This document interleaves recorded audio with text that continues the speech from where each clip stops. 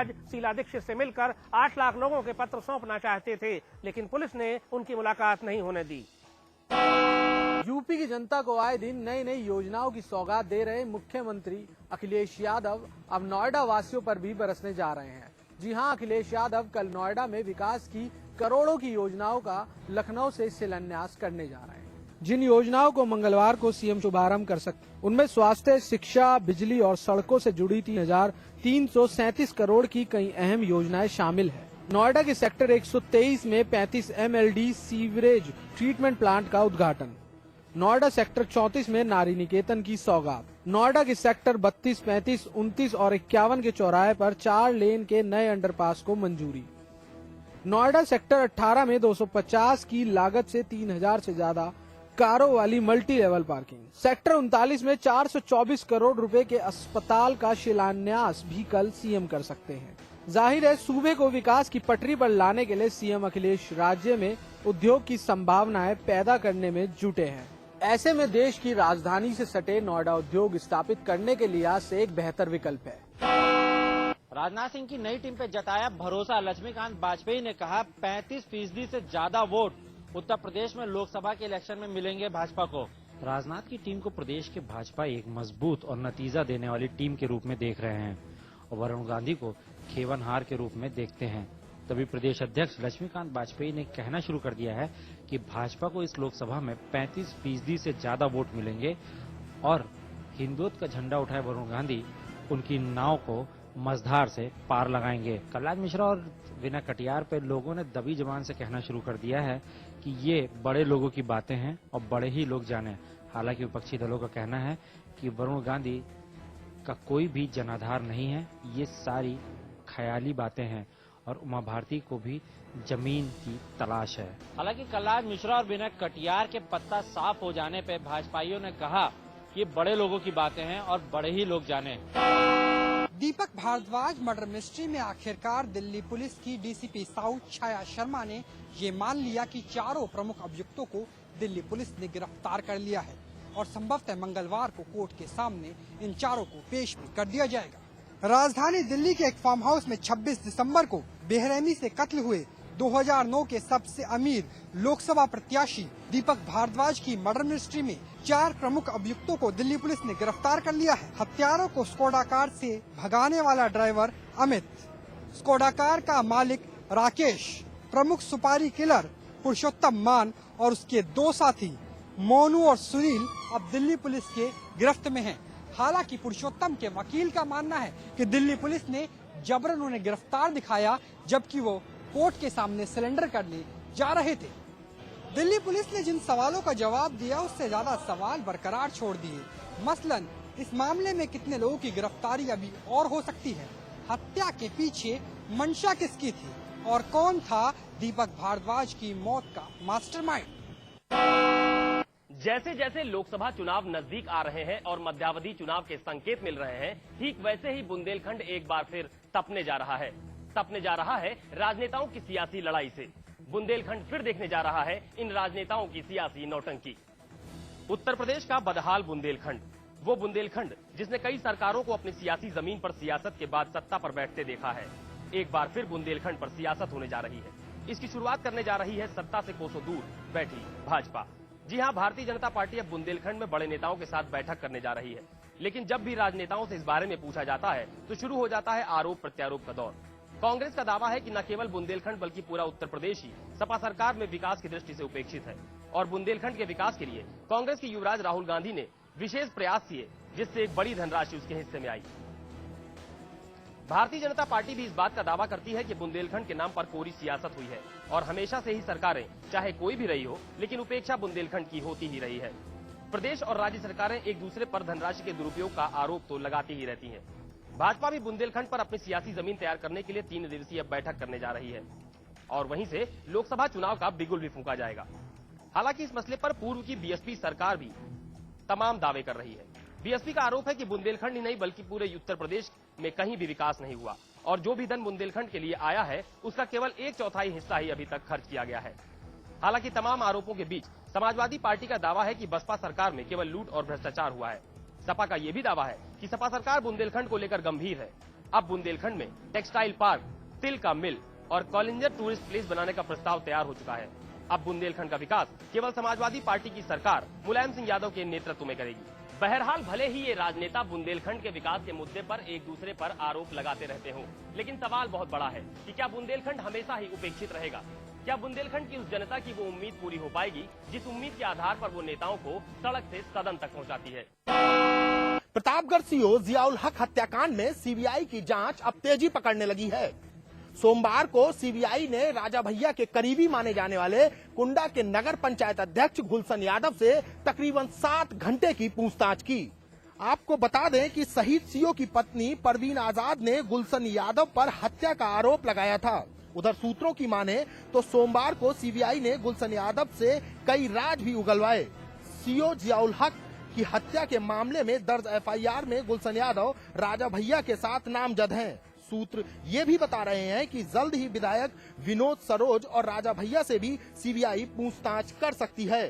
CO Ziaul हक हत्याकांड में सीबीआई की जांच भले तेजी पकड़ रही हो, लेकिन आज भी एक बड़ा सवाल बना हुआ है कि आखिरकार कब राजा भैया से सीबीआई पूछताछ करेगी या सीबीआई भी उनके रसूख के सामने बौनी नजर आएगी। प्रदेश में आपराधिक मामलों से जुड़े रिकॉर्ड्स गायब होने के मामले पर आज इलाहाबाद हाईकोर्ट की लखनऊ बेंच ने एक अहम फैसला सुनाया है। जी हां, उत्तर प्रदेश के सभी जिलों में अब इन आपराधिक मामलों के सारे रिकॉर्ड्स डिस्ट्रिक्ट मजिस्ट्रेट की निगरानी में होंगे और ऐसा उन्हें तब तक करना होगा जब तक वो मामले सर्वोच्च न्यायालय के सामने नहीं रखे जाते। इलाहाबाद हाईकोर्ट की लखनऊ बेंच ने आज एक अहम फैसला सुनाया है। जी हां, अब उत्तर प्रदेश के सभी जिलों में आपराधिक मामलों के रिकॉर्ड्स डिस्ट्रिक्ट मजिस्ट्रेट अपनी निगरानी में रखेंगे और ऐसा उन्हें तब तक करना होगा जब तक ये मामले सुप्रीम कोर्ट के समक्ष नहीं आते। ये आदेश इलाहाबाद हाईकोर्ट की लखनऊ बेंच ने तब सुनाया जब ऐसे कई मामले सामने आए जिसमें बाहुबली और बड़े अपराधियों से जुड़े रिकॉर्ड्स गायब हो गए और ऐसे में कोर्ट को सबूतों और रिकॉर्ड्स के अभाव में उनको बरी करना पड़ा। लगातार ऐसे मामलों के सामने आते देख आज कोर्ट ने इस मामले को संज्ञान में लिया और इस पे अहम फैसला सुनाया है और ऐसी स्थिति में जब डिस्ट्रिक्ट मजिस्ट्रेट के पास इन रिकॉर्ड को नहीं पाया जाएगा तो उनके खिलाफ भी कड़ी कार्रवाई करने के आदेश दिए गए हैं। जहां अक्सर ऐसा देखा गया है कि कई बाहुबली और बड़े अपराधियों के रिकॉर्ड्स अक्सर गायब हो जाते हैं, इस फैसले के बाद जहां डिस्ट्रिक्ट मजिस्ट्रेट अपनी निगरानी में इन सारे दस्तावेजों को रखेंगे और ऐसा करने में अगर कहीं भी गलती पाई गई तो कोर्ट खुद संज्ञान लेते हुए कड़ी कार्रवाई करेगा। से पहले से ही त्रस्त और परेशान आम लोगों की मुसीबतें आज से और बढ़ गईं।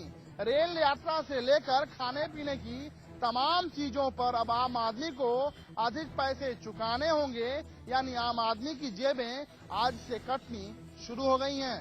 सरकार ने लोगों के साथ किया है भद्दा मजाक भी है ऐसा जिसने लोगों के चेहरे से हंसी छीन ली है।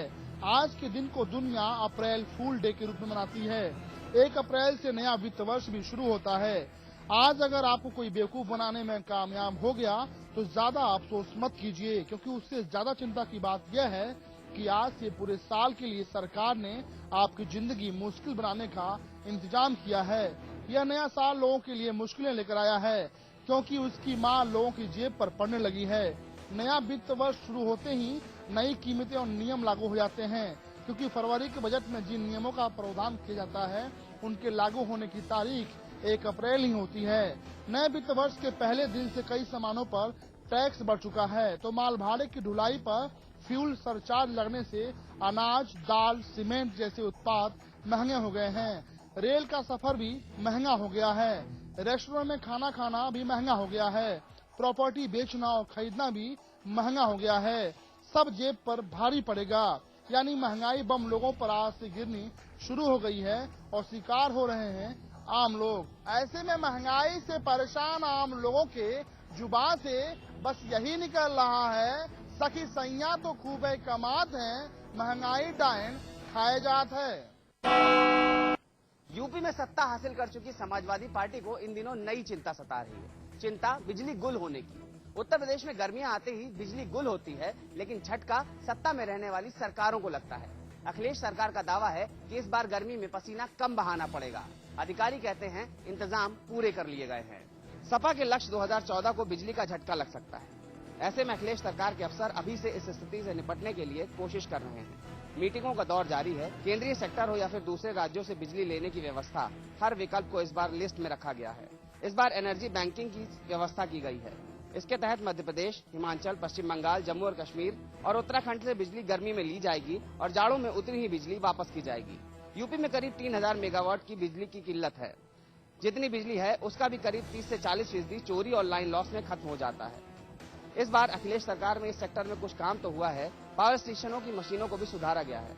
अधिकारी कहते हैं करीब 11000 मेगावाट की व्यवस्था कर ली गई है। दावे एक तरफ तो विपक्ष के वार एक तरफ। उत्तर प्रदेश में विपक्षी दल कहते हैं कि मुख्यमंत्री के दावे अगर सच्चे हैं तो बेहतर है, पर ट्रैक रिकॉर्ड तो कुछ और ही बताता है। दावे और हकीकत का अंतर अगले 3 महीनों में पता चल जाएगा। लेकिन यूपी में रहीम दास के दोहे को कुछ इस अंदाज में जरूर कहा जा सकता है कि बिन बिजली सब सून। लगातार 3 दिनों से गोरखपुर की पुलिस इस तरह बौखलाई है। अपनी न्याय की गुहार लगाने वालों पर भी पुलिस की लाठियां जमकर बरसाई जा रही हैं। गोरखपुर में 3 दिनों से न्याय की गुहार लगाने वालों के ऊपर पुलिस की लाठियां तड़तड़ा रही हैं। जी हां, आज भी गोरखपुर की पुलिस ने डीएम कार्यालय पर धरना दे रहे लोगों पर लाठियां बरसी हैं।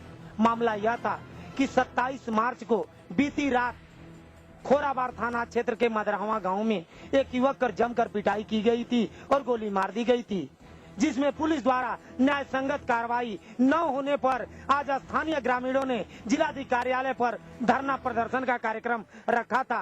यही नहीं, प्रशासनिक अधिकारियों से स्थानीय ग्रामीण अनुमति भी लिए थे। इसके बावजूद पुलिस ने उन बेबस महिलाओं और ग्रामीणों पर लाठियां किस तरह बरसाई है, यह आपने नजारा तो देख ही लिया।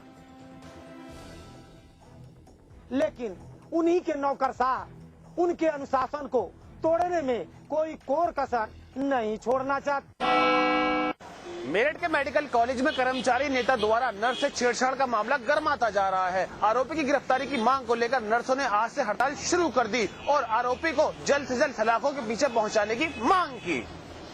मेरठ के सरदार वल्लभ भाई पटेल मेडिकल कॉलेज में काम करने वाली एक नर्स बब्बल समीर ने आरोप लगाया था कि 27 मार्च की रात को कर्मचारी नेता विपिन त्यागी ने उसके साथ छेड़छाड़ करते हुए बलात्कार का प्रयास किया था। बकायदा पीड़ित नर्स ने इसकी शिकायत पुलिस से की थी। वहीं पुलिस की तरफ से 48 घंटों में आरोपी के खिलाफ कार्रवाई का आश्वासन दिया गया था, लेकिन 48 घंटे होने के बाद भी पुलिस ने अभी तक आरोपी को गिरफ्तार नहीं किया है। इसके विरोध में आज सभी नर्सों ने पीड़ित नर्स के समर्थन में उतरकर कॉलेज में जमकर प्रदर्शन किया और नर्सों ने सारा कामकाज बंद करते हुए हड़ताल शुरू कर दी। वहीं उन्होंने चेतावनी देते हुए कहा कि जब तक आरोपी के खिलाफ कोई कार्रवाई नहीं होती तब तक वह हड़ताल जारी रखेंगी। वहीं मेडिकल कॉलेज प्रशासन का कहना है कि इस मामले में जाँच की जा रही है। वहीं एक तरफ तो सरकारें महिलाओं की सुरक्षा के लिए कठोर कानून बना रही है, लेकिन दूसरी तरफ किसी भी विभाग के अधिकारी इस कानून को मानने के लिए तैयार नहीं है। तभी तो मेरठ मेडिकल कॉलेज में नर्स के साथ की गई बदसलूकी में अभी तक जांच ही की जा रही है। बड़ा सवाल ये है कि आखिर क्यों आरोपी के खिलाफ इतने दिन बाद भी कोई कार्रवाई नहीं की गई। एक बार फिर समाचार प्लस की खबर का असर हुआ है। राजस्व मंत्री यशपाल आर्या ने नैनीताल जिले के केसर मिल की जमीन को खुर्द-बुर्द करने के मामले की जांच सौंप दी है। राजस्व सचिव ने इसकी पुष्टि की है।